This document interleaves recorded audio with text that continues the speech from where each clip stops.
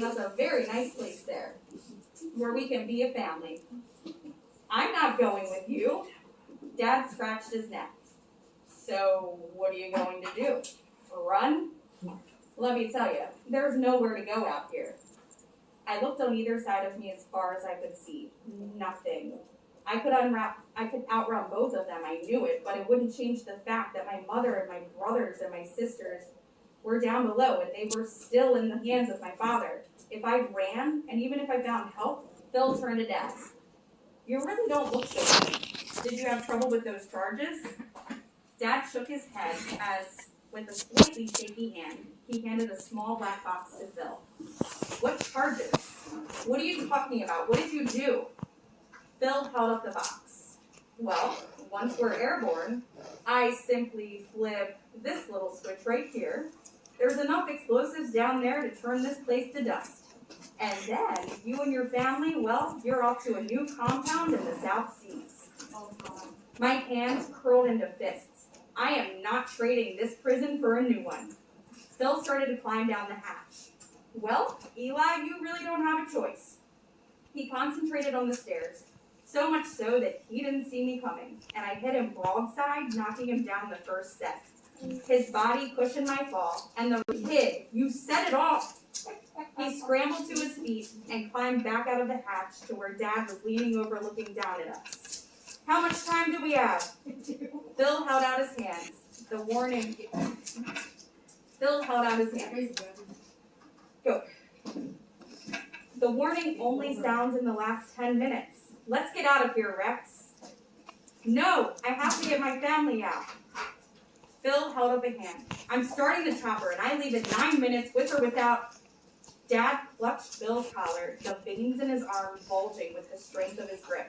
His voice was a roar, even over the alarm. You will leave when I say you will leave. Then I turned and ran. I ran as fast as I could, throwing myself down the stairs, trying to jump down whole flights as the warning signal blared all around me. I had no idea how long I truly had, and I hoped my dad would help, but I couldn't wait for him. My first stop was the yellow room, and I slammed into the door with my shoulder. It's me! Open the door! The little ones were crying. Lexi stood up. What is that sound?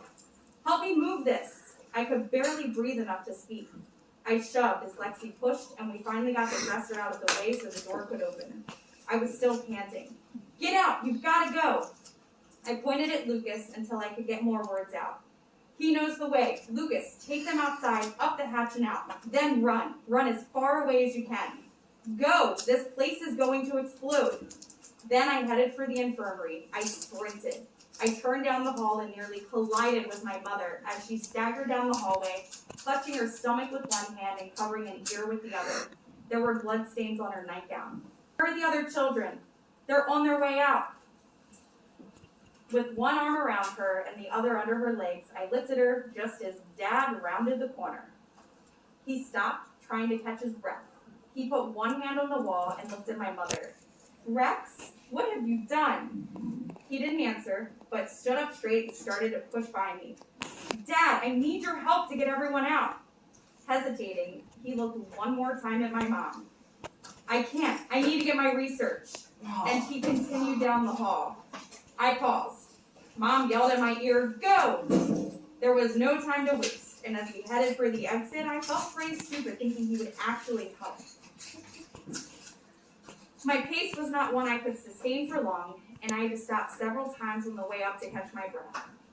At the hatch, I had to stop and gather my strength for the last push up and out.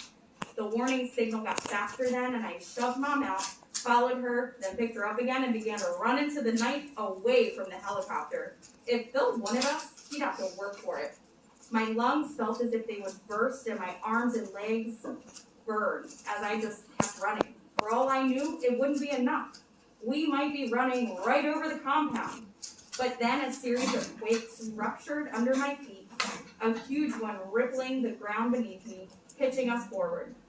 Several other blasts in succession sent trembles underneath, and then the ground was still. My mother lay a few feet away from me, and I crawled to her. Mom, she moaned. At least she was still alive? Lexi! Lexi, I yelled. When I got no answer, I began to scream. Lexi, Therese. I screamed their names in every direction before stopping and putting my head in my hands. I started to sob. And then I realized maybe they were on the helicopter with Dad and Phil. Would that be the worst thing? My brothers and sisters being on the helicopter safe actually would not be the worst thing. Mom was silent, but I felt her throat, and there was a strong pulse. I laid down back beside her on the dusty ground and stared up at the sky.